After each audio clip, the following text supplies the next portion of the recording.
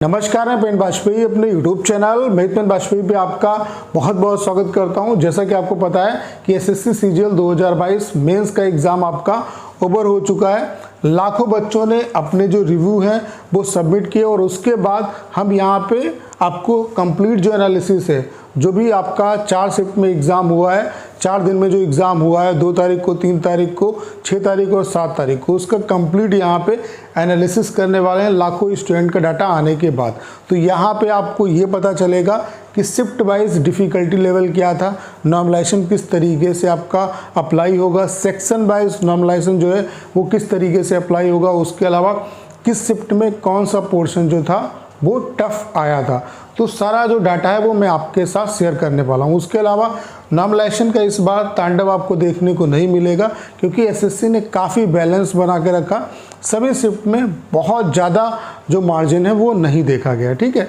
तो यहाँ से आपको ये भी पता चलेगा कि सेफ अटेम्प्ट आपका कितना है और ढेर सारी बातें यहाँ पे हम आपके बीच में करने वाले हैं। तो चलिए स्टार्ट करते हैं विदाउट आपका टाइम ख़राब किए हुए। तो आप लोग देख पा रहे होंगे ये कंप्लीट जो सर्वे है वो क्यूमैस ने कराया है। क्यूमैस के बारे में आपको पता होगा, ऑथेंटिक टेलीग्राम चैनल है जिसपे लाखों एस्पिरेंट जुड़े हुए हैं। तो उन लाखों एस्पिरेंट का डाटा आने के बाद यहाँ पे ये कंप्लीट एनालिसिस क्यूमैस की साइट से मैंने लिया है। तो इसका जो कंप्लीट क्रेडिट है वो मैं क्यूमैस को देता हूँ, ठीक है। तो यहाँ पे शिफ्ट वाइज हम लोग देख लेते हैं कि कितना आपका एवरेज अटेम्प्ट रहा। और यहाँ पे ये चीज़ आपको ध्यान रखनी है कि ये एवरेज अटेम्प्ट है, ठीक है, ना कि आपका ये ओवरऑल मार्क्स है, ठीक है।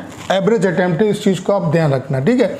अगर हम 2 मार्च की बात करें तो 2 मार्च में जो एवरेज अटेम्प्ट रहा वो 113.67 का रहा, ठीक है। उसके अलावा 3 मार्च को अगर बात करें तो 113.27 का रहा, ठीक है। अगर 6 मार्च की बात करें तो 112.24 रहा। उसके अलावा 7 मार्च को अगर बात करें तो 113.34। तो आप लोग देख पा रहे होंगे बहुत ज़्यादा डिफरेंस नहीं है, 113, 113, 113। यानी कि अगर शिफ्ट वाइज देखें तो कह सकते हैं कि 6 मार्च का पेपर इनके कंपेयर में थोड़ा सा आपका डिफ़िकल्ट रहा, क्योंकि यहाँ पे एवरेज जो अटेम्प्ट है वो आपका 1 नंबर डिक्रीज़ हुआ, ठीक है। अब हम देख लेते हैं कि आपका सेक्शन वाइज किस तरीके से रहा, ठीक है। तो अगर हम 2 मार्च की बात करें तो 2 मार्च में रीजनिंग में आपका 27.74 एवरेज अटेम्प्ट, मतलब इतना बच्चों के मार्क्स आए, या इस तरीके से आप समझ सकते हो। मैथ्स की अगर बात करें तो 26.17। अगर जीएस की बात करें, जनरल अवेयरनेस की बात करें, तो यहाँ पे आप लोग देख पा रहे होंगे यहाँ पे थोड़ा सा उल्टा हो गया है, ठीक है। ये आपका इंग्लिश का है और ये आपका जीएस का है, ठीक है। इंग्लिश की अगर बात करें तो 43.48 है और जीएस की बात करें तो 16.28 है, ठीक है। उसके अलावा कंप्यूटर की बात करें तो 15.84 है। वहीं अगर 3 मार्च को देखो तो लगभग सिमिलर आपका मैथ्स का डिफ़िकल्टी लेवल रहा। अगर रीजनिंग का जो डिफ़िकल्टी लेवल है वो इतना रहा, मैथ्स का डिफ़िकल्टी लेवल ये भी लगभग सेम रहा। उसके अलावा इंग्लिश, ये आपका इंग्लिश है, ठीक है, ये इंग्लिश है और ये आपका जीएस वाला सेक्शन है, ठीक है। इंग्लिश की अगर बात करें तो ये भी लगभग आपका इक्वल है, ठीक है। जीएस की बात करें तो थोड़ा सा यहाँ पे हम कह सकते हैं कि 3 मार्च को थोड़ा सा डिफ़िकल्टी लेवल ज़्यादा था। अगर कंप्यूटर की बात करें तो लगभग आपका सेम है, यानी कि कंप्यूटर का लेवल आप लोग देख पा रहे होंगे यहाँ पे और यहाँ पे बराबर है।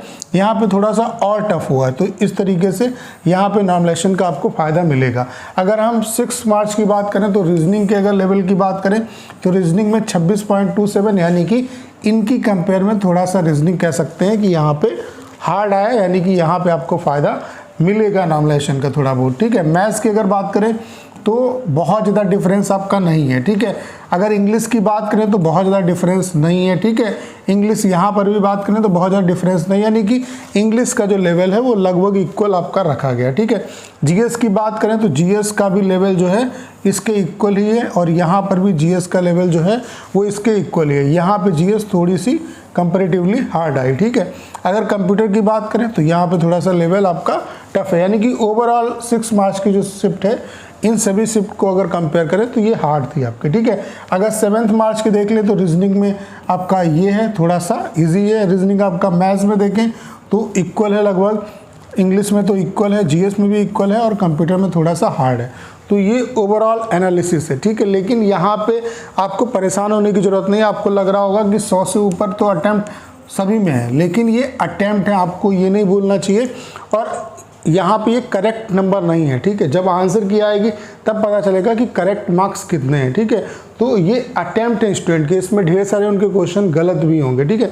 तो ओवरऑल अगर हम बात करें तो पेपर बहुत ज़्यादा डिफ़िकल्ट नहीं था। पेपर को हम कह सकते हैं कि पेपर जो है आपका इजी टू मॉडरेट लेवल का आया है, ठीक है, जैसा कि मैंने पहले ही आपको बता दिया।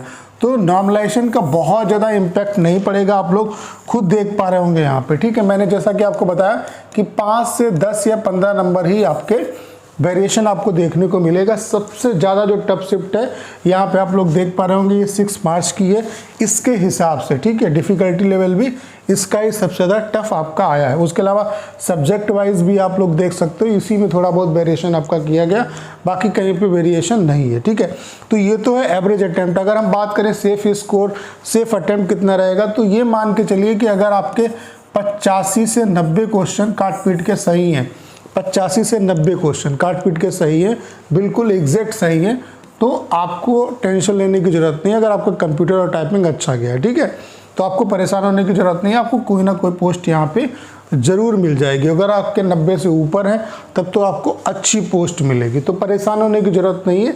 ये था कंप्लीट एनालिसिस। चूँकि क्यूमैथ्स की जो क्यूमैथ्स है उस पर आप ट्रस्ट कर सकते हो, ढेर सारे जो एस्पिरेंट है वहाँ पे जुड़े हुए हैं, तो लाखों एस्पिरेंट का जो डाटा है आने के बाद ये सर्वे आपके सामने आया है। उसके अलावा आंसर की जैसे आती है उसके बाद थोड़ा सा और ऑथेंटिक डाटा हमारे पास आएगा, तो उसका भी हम लोग एनालिसिस करेंगे। तो उम्मीद करता हूँ कि सारी जानकारी आप अच्छे तरीके से समझ पाए होंगे। आपको करना क्या है, इस वीडियो को ज़्यादा शेयर करना है। उसके अलावा अगर आप चैनल पर नए हैं और आपने अभी तक इसे सब्सक्राइब नहीं किया है तो प्लीज़ चैनल को सब्सक्राइब करना मत भूलिएगा।